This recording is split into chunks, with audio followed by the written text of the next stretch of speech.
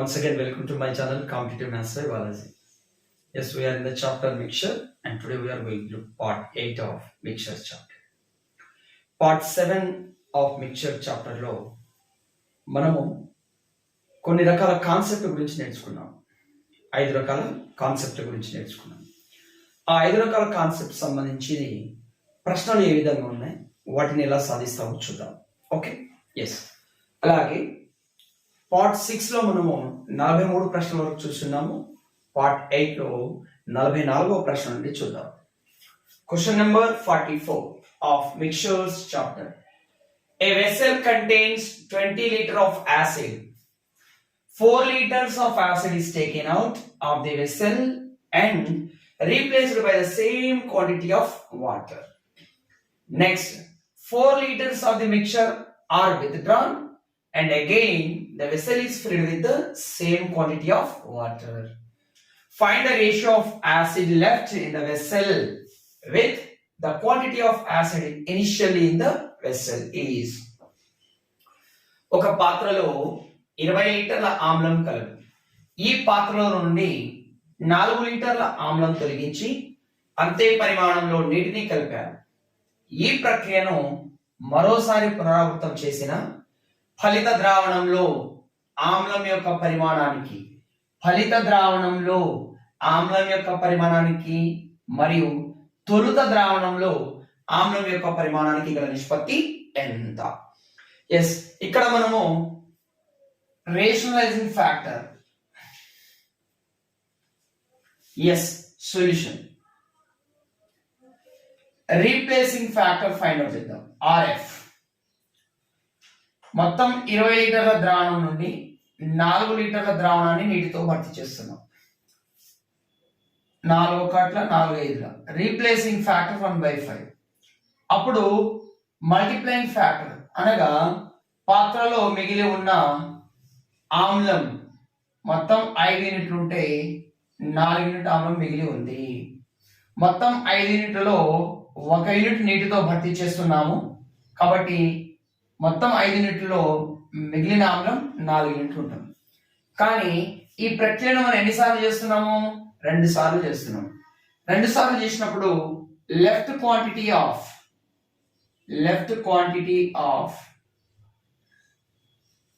Acid to total quantity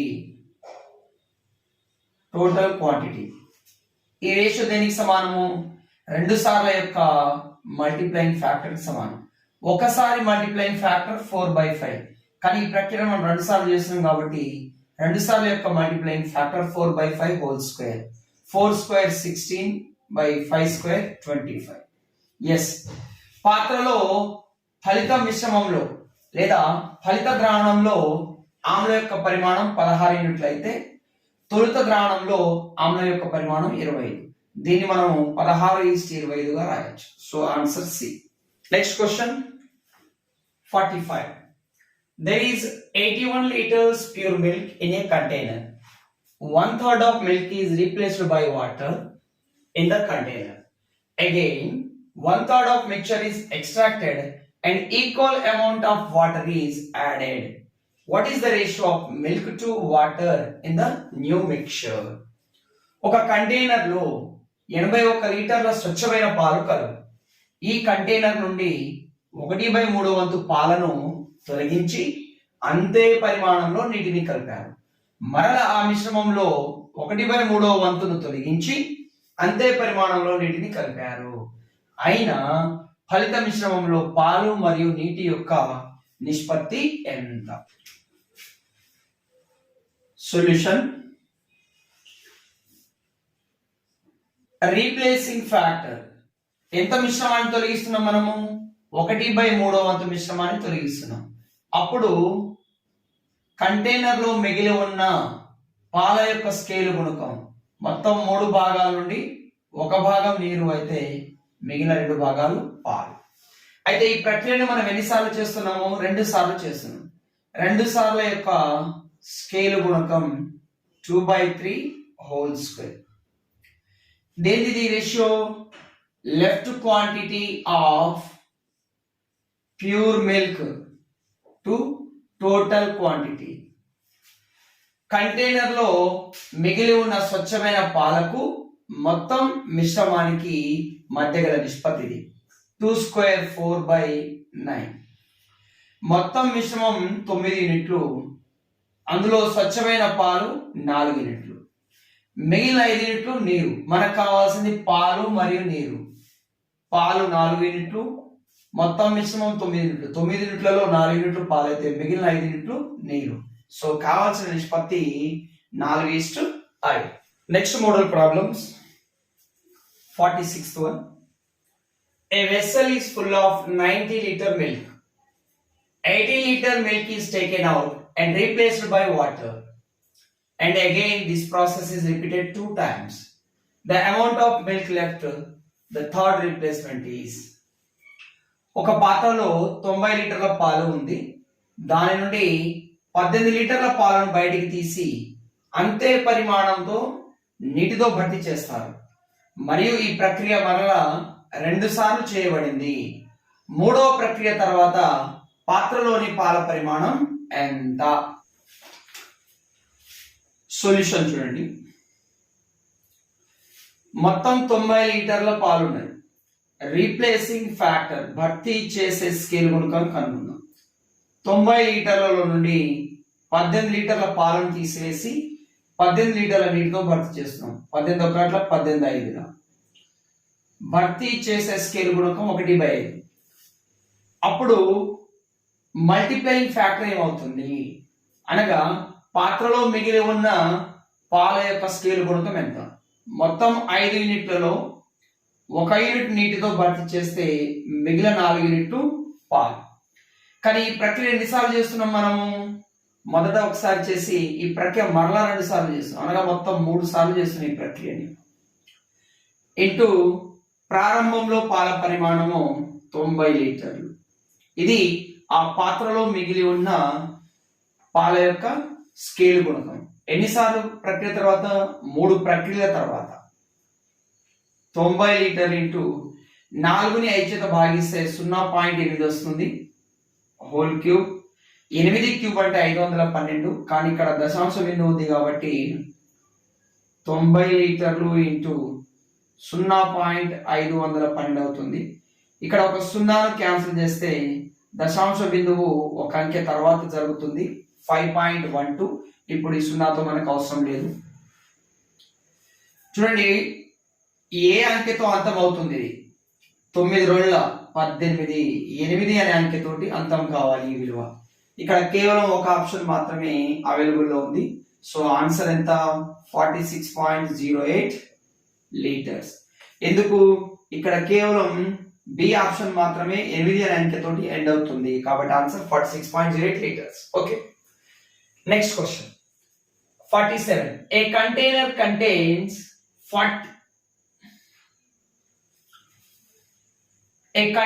contains 60 kg of milk. From this, 6 kg of milk was taken out and replaced by water. This process was repeated further 2 times. The amount of water in the container. ఈ question లో మిగిలి ఉన్న పాల పరిమాణం అడిగిండు. ఈ ప్రశ్నలో పాత్రలో మిగిలి ఉన్న నీటి పరిమాణం అడిగిండు. ఒక కంటైనర్ లో 60 కేజీల పాలు కలవు. వీటి నుండి 6 కేజీల పాలను తొలగించి అంతే పరిమాణంలో నీటిని కలిపాడు. ఈ ప్రక్రియను మరొక 2 సార్లు పునరావృతం చేసిన ఆ పాత్రలో ఎంత నీరు ఉంది? మనము పార్ట్ 7 లో బేసిక్ క్లాస్ చెప్పినప్పుడు డైరెక్ట్ గా నీటి పరిమాణం రాదు. మనం ముందు పాల పరిమాణం కనుక్కొని దాని నుండి నీటి పరిమాణాన్ని కనుక్కోవాలి. చూడండి, ఇక్కడ రీప్లేసింగ్ ఫ్యాక్టర్, భర్తీ చేసే స్కేల్ గుణకం ఎంత? మొత్తం 60 కేజీల నుండి 6 కేజీలు తీసేస్తున్నాము, అనగా భర్తీ చేసే స్కేల్ గుణకం 1/10.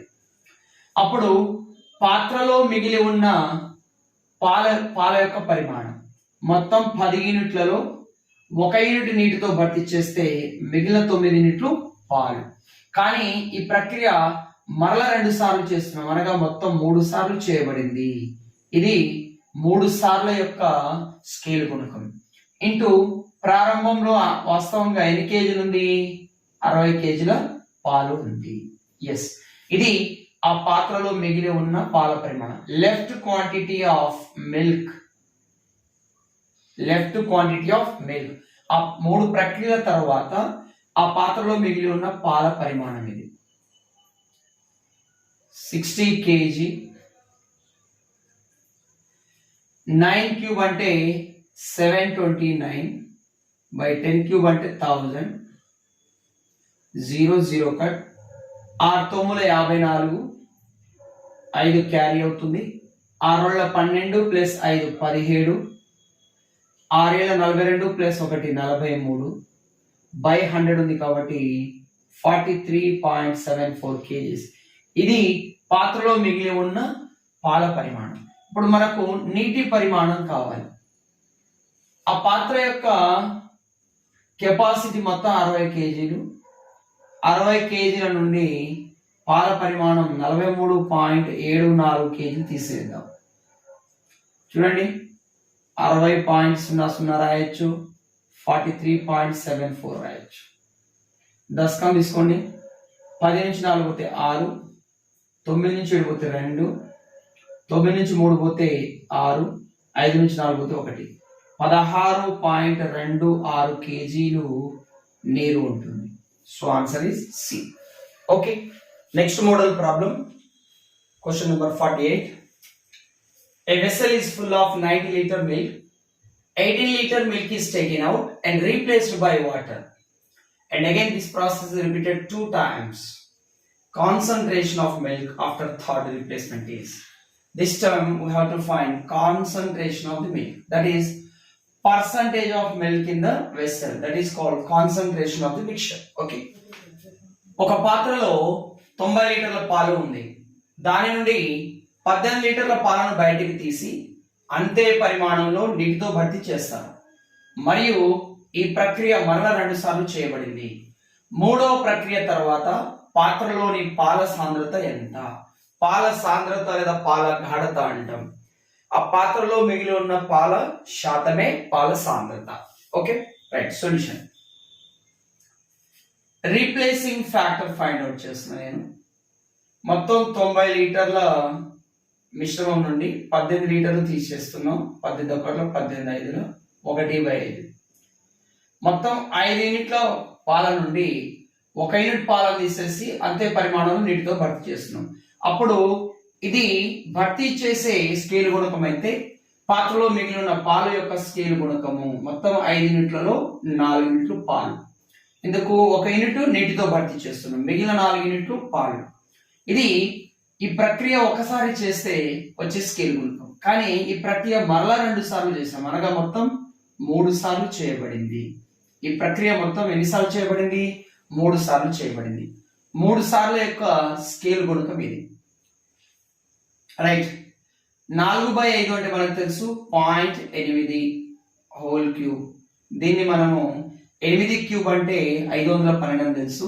పాయింట్ ఉంది కాబట్టి 0.512. కానీ దీనిలో మనము concentration of milk find out చేయాలి. పాల యొక్క సాంద్రత, ఆ పాత్రలో పాల యొక్క శాతాన్ని పాల సాంద్రత లేదా కాన్సన్ట్రేషన్ ఆఫ్ మిల్క్ అంటాం. పర్సంటేజ్ లో కావాలి కాబట్టి 100% చేసేస్తాం. 2 సున్నాలతో గుణిస్తున్నాము. ఈ పాయింట్ దశాంశ బిందువు 2 స్థానాల తర్వాత జరుగుతుంది. That is 51.2%. ఆ పాత్రలో గల పాల సాంద్రత 51.2%. Okay. Next model question. A drum contains 80 liter of ethanol. 20 liter of this liquid is removed and replaced with water. 20 liter of this mixture again removed and replaced with water. How much water is present in this drum now? ఒక డ్రమ్ములో 80 లీటర్ల ethanol కలదు. దాని నుండి 20 లీటర్ల ద్రావణాన్ని తొలగించి అంతే పరిమాణంలో నీటిని కలిపారు. ఈ ప్రక్రియను మరొకసారి పునరావృతం చేసిన ఆ డ్రమ్ములో ఎంత నీరు ఉంటుంది లీటర్లో తెలపాలి. చూడండి, రీప్లేసింగ్ ఫ్యాక్టర్ భర్తీ చేసే స్కేల్ గుణకం కనుక్కున్నాం. మొత్తం 80 లీటర్ల నుండి 20 లీటర్ల ద్రావణాన్ని భర్తీ చేస్తున్నాం మనం. 21లో 24 అనగా భర్తీ చేసే స్కేల్ గుణకం 1/4. అర్థము 4 యూనిట్ల ఇథనాల్ నుండి 1 యూనిట్ ఇథనాల్ని తీసివేసి అంతే పరిమాణం నీటితో భర్తీ చేస్తున్నాం. అనగా 4 యూనిట్లలో 1 యూనిట్ నీరు అయితే మిగిలిన 3 యూనిట్లు ఆ పాత్రలో మిగిలిన ఇథనాల్. ఇది ఎప్పుడు ఒకసారి ప్రక్రియ జరిగినప్పుడు స్కేలు గుణకం, కానీ ఈ ప్రక్రియను మరలా ఇంకోసారి చేశాము అనగా స్కేలు గుణకం హోల్ స్క్వేర్ అవుతుంది. ఓకే, ఎస్, 2 సార్లు చేసే స్కేల్ గుణకం ఇది.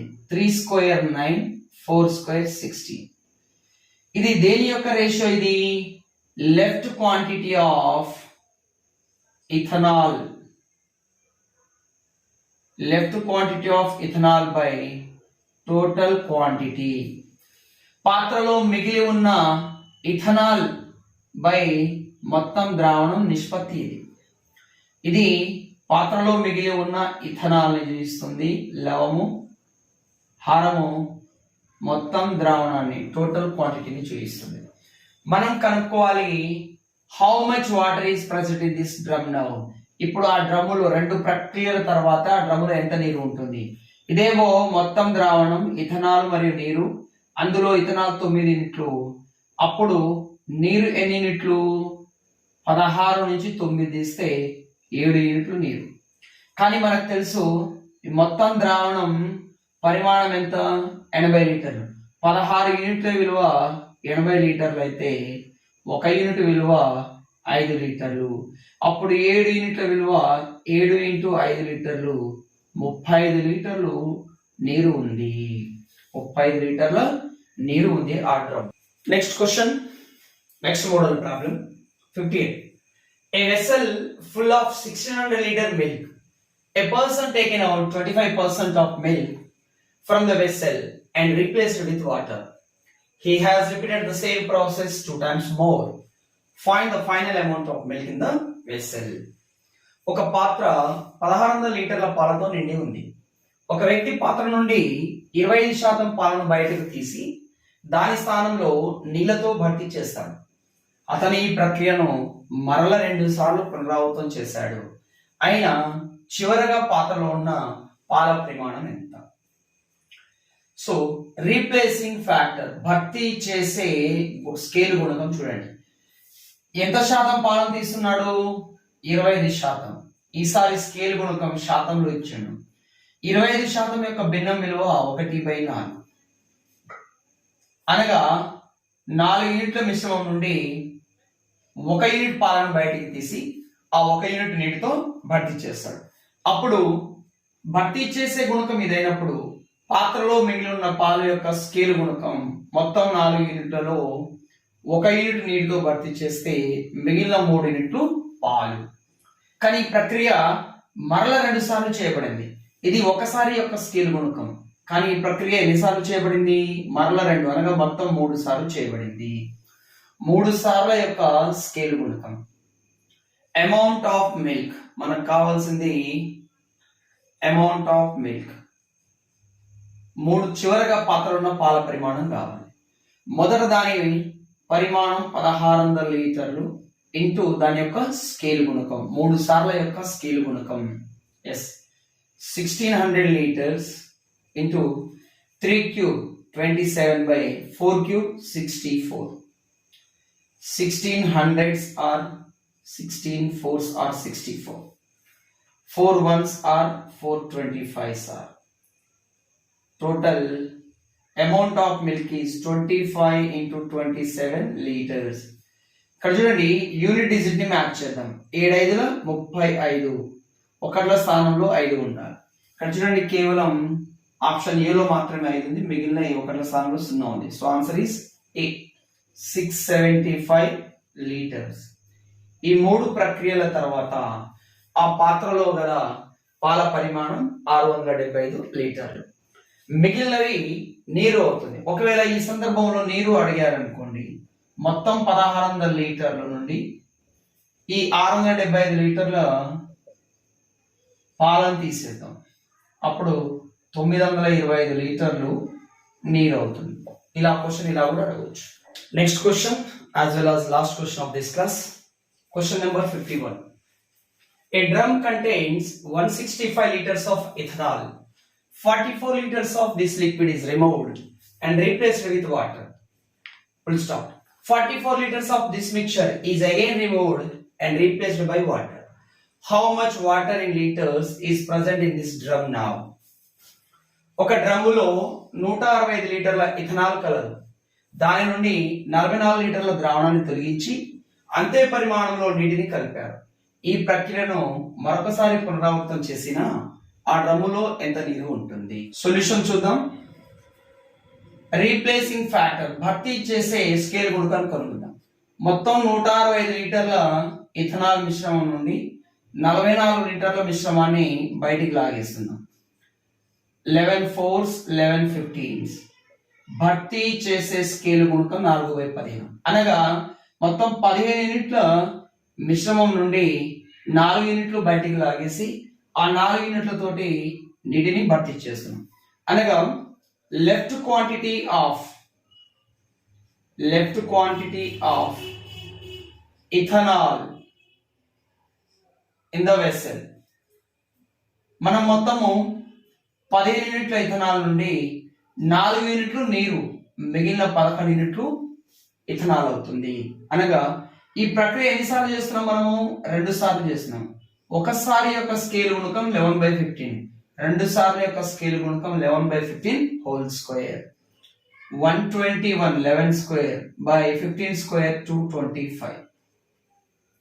Left quantity of ethanol to total quantity ratio.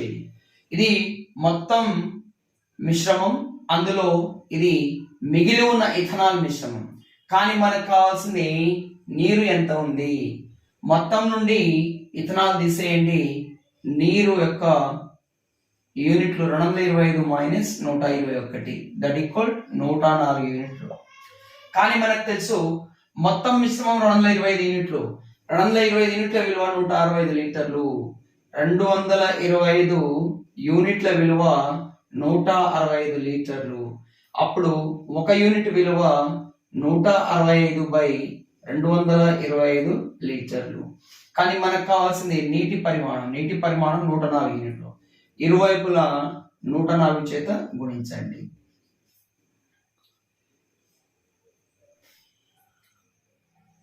15 so 11 into 104/15 liters, which is equal 11 into 104, 11 4s are 44, 11 1s are 11/15 liters.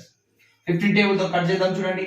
15 1s are 15 7s are 105, 9 remainder 94, 15 6 are 90, 4 remainder, put a decimal point 40, 15 2s are 30, 10 remainder, put a decimal point 0 100, 15 6 are 90. So సుమారుగా 76.26 లీటర్ల నీరు ఆ drum లో ఉంటుంది. Okay students, దీంతోటి మనకి part 8 complete అయింది. ఇంకా next model problems ని మనం ఆల్రెడీ పార్ట్ 7 లో 5 రకాల కాన్సెప్ట్ చూసాము. మొదటి 3 రకాల కాన్సెప్ట్ పై పార్ట్ 8 లో క్వశ్చన్స్ చెప్పాము. రిమైనింగ్ కాన్సెప్ట్ క్వశ్చన్స్ ని పార్ట్ 9 లో చూస్తాము. Okay, have a nice day. Thank you.